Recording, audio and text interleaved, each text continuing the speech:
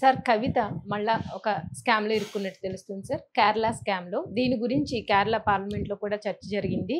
So, అసలు ఏంటి sir ఈ స్కామ్ ఏంటి? కవిత దీన్ని ఖండించింది. కానీ అసలు ఏంటి సార్ ఈ స్కామ్ ఏంటి? దీని గురించి. ఈ స్కామ్ అగైన్ లిక్కర్ స్కాము. హ్మ్. ఆల్రెడీ మనం చూసాము ఢిల్లీ లిక్కర్ స్కామ్‌లో కవిత దాదాపు 5 నెలల పైన జైల్లో జైల్లో. ఉండింది. అవును సార్. తిహార్ జైల్లో జైలు నంబర్ 6లో ఉన్నిందామె. చాలా ఇబ్బందులు అక్కడ ఎదుర్కొన్నట్టుగా తెలుస్తుంది. దాని తర్వాత ఆమె రిలీజ్ అయినాక కూడా చాలా కాలం సైలెంట్‌గా ఉంది. ఇప్పుడిప్పుడే ఆమె ప్రజల్లోకి రావడం, హ్మ్. ఈ రేవంత్ రెడ్డి ప్రభుత్వాన్ని ప్రశ్నించడం ఇది చేస్తుంది. కానీ ఆమె వచ్చిన తర్వాత కూడా ఆమె గాని, లేకపోతే బీఆర్ఎస్ గాని బీజేపీ మీద గట్టిగా ఎక్కడ పోరాటం చేయలేదు. అందుకని కవితకి లేదా బీఆర్ఎస్‌కి బీజేపీ మధ్య ఒక సీక్రెట్ ఒప్పందం జరిగింది. అందుకని ఈమెని వదిలిపెట్టారని కూడా ఈవెన్ రేవంత్ రెడ్డి కూడా ట్వీట్ కూడా ఇండైరెక్ట్‌గా చేశాడు. అవును సార్. కాంగ్రెస్ వాళ్ళు చాలా మంది డైరెక్ట్‌గా ఆరోపించారు.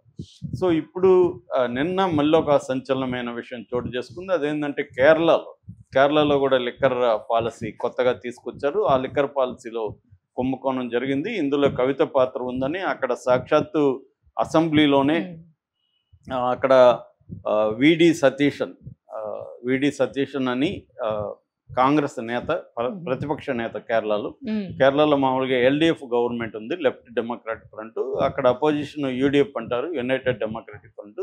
అందులో కాంగ్రెస్ పార్టీ ఉంది. కాంగ్రెస్ పార్టీకి సంబంధించిన విపక్ష నేత అక్కడ విడి సతీషన్, ఆయన అసెంబ్లీలోనే ఈ విషయం చెప్పాడు. అట్లాగే బయట కూడా నిన్న మలప్పురంలో ఎడవన్న అనే ఏరియాలో ప్రెస్ మీట్ పెట్టాడు. అందులో ఆయన క్లియర్గా ఏం చెప్తున్నాడంటే, oasis commercial private limited company అని ఒక కంపెనీ ఉంది. ఇది మధ్యప్రదేశ్, పంజాబ్లో ఈ కంపెనీ ఆపరేట్ అవుతుంది. ఈ కంపెనీ ముందుగా పాలక్కాడ్ దగ్గర ఎలకల్లి పంచాల అనే ఏరియాలో ల్యాండ్స్ కొన్నారు. కొన్న కొద్ది రోజులకే వాళ్ళకి ఈ లిక్కర్ తయారు చేసే లైసెన్స్ను వాళ్ళకి ఇచ్చారు.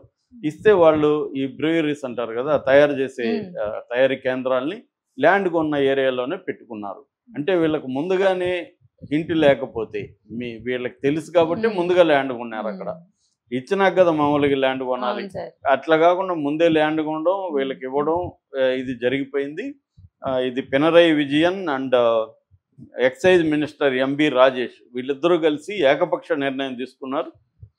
ఇతర శాఖలతో చర్చించలేదు. ఇప్పుడు మిగతా శాఖలతో కూడా చర్చించాలి, ఆర్థిక శాఖ ఇలాంటి వాటిలో అవేమి చేయకుండా వీళ్ళు తీసుకున్నారు. దీనికి ఆధారం క్యాబినెట్ నోట్ అని దాన్ని కూడా సర్క్యులేట్ చేస్తున్నారు.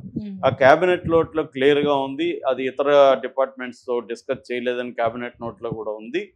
కాబట్టి ఈ ఒయాసిస్ కంపెనీ వెనుక ఈమె ఉంది, కవిత ఉంది అనేది ఇప్పుడు కేరళ అసెంబ్లీలో అండ్ కేరళ బయట, అంటే అసెంబ్లీ బయట కాంగ్రెస్ పార్టీ, ఇతర ప్రతిపక్ష పార్టీలు అంటే యూడిఎఫ్ కవిత మీద అక్కడ పెద్ద ఎత్తున ఆరోపణ చేసి ఇది మరొకసారి దేశవ్యాప్తంగా చర్చనీయాంశం అయింది. అంటే కవితకి దేశంలో ఎక్కడ లిక్కర్ స్కామ్ జరిగినా కవితకి రోల్ ఉందా అన్న ఇది వస్తుంది. అంటే ఈమె మొత్తం లిక్కర్ క్వీన్ లాగా అయిపోయిందా అన్న ఇదిగా పత్రికలు రాయడం మొదలుపెట్టాయి.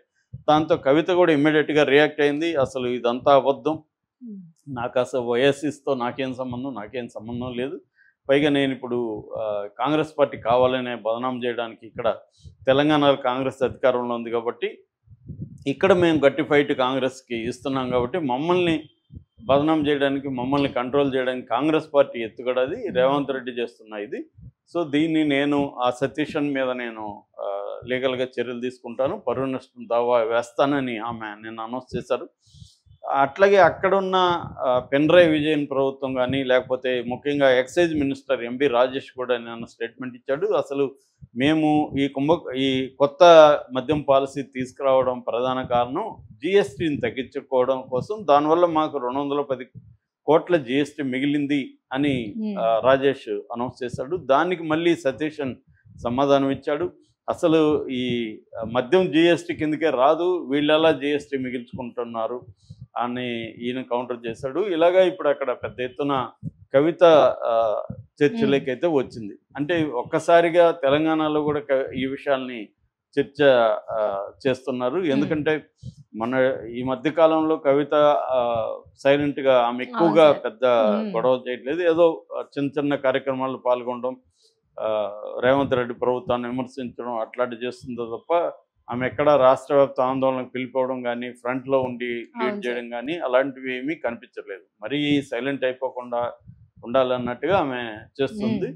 అయితే ఇప్పుడు దీన్ని దెబ్బ కొట్టడానికి అంటే ఇప్పుడు రేవంత్ రెడ్డి ప్రభుత్వం ఏంటంటే వాళ్ళకి ప్రధానంగా ఇక్కడ బీజేపీ కంటే కూడా బీఆర్ఎస్ఏ చాలా స్ట్రాంగ్గా రేవంత్ రెడ్డి ప్రభుత్వం మీద పోరాడుతున్నారు. ఇటు హరీష్ రావు కావచ్చు, తర్వాత కేటీఆర్ కావచ్చు, కవిత కూడా ఇప్పుడు రంగంలోకి దిగింది.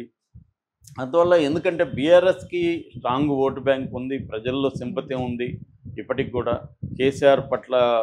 ఎందుకంటే కేసీఆర్ లేకపోతే తెలంగాణ వచ్చేది కాదనేది ఇక్కడ ప్రజలందరూ నమ్ముతున్నారు. అందులో వాస్తవం కూడా ఉంది. సో ఆయన లాబింగ్ తెలివితేటలు కావచ్చు, ఆయన ప్రెజర్ టాక్టిక్స్ కావచ్చు, ఆయన అనేక సార్లు రిజైన్ చేయడం కావచ్చు, ఇవన్నీ పట్టు వదలకుండా కేసీఆర్ ఫైట్ చేయడం వల్ల, ఆయన వ్యూహాల వల్లనే తెలంగాణ వచ్చింది. మిగతా త్యాగాలు చేశారు, అన్నీ జరిగాయి, అవన్నీ అవసరం, కానీ అవి ఒకటే సరిపోదు. దాని తర్వాత ఎందుకు నేను చాలాసార్లు చెప్తాను, necessary condition and sufficient condition. Necessary condition ఉద్యమాలు చేయాలి, అవి లేకుండా రావు.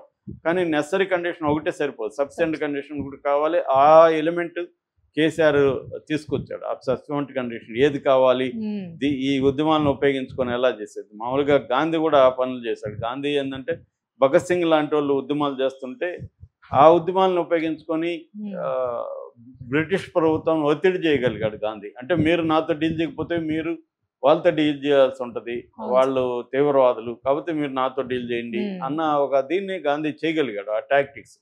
కేసీఆర్ కూడా అంతే. కేసీఆర్ ఏంటంటే మీరు నాతో డీల్ చేస్తే మీకు పీస్ఫుల్గా వ్యవహారం వెళ్తుంది, లేకపోతే ఇక్కడ ఇది రక్తపాతానికి దారితీస్తే మళ్ళీ మీ వల్ల కాదు అన్న ఒక దీన్ని తీసుకురాగలిగాడు ఈ ప్రజా ఉద్యమాలని. అందువల్ల కేసీఆర్ మీద కూడా ఒక రకమైన సాఫ్ట్ కార్నర్ జనాలకు ఉంది. కాకపోతే ఆయన అహంకారం, ఆయన ప్రవర్తించిన తీరు, కేటీఆర్ కూడా సెకండ్ టర్మ్లో ఒక తీవ్రంగా అహంకారపూర్తిగా వ్యవహరించడం, ఇలాంటివి ఇచ్చారు. నిజానికి అభివృద్ధి చేయలేదన్న వాళ్ళ మీద ఎక్కడ విమర్శ లేదు, అభివృద్ధి జరిగింది, దానికి తగిన అప్పులు కూడా ఉన్నాయి.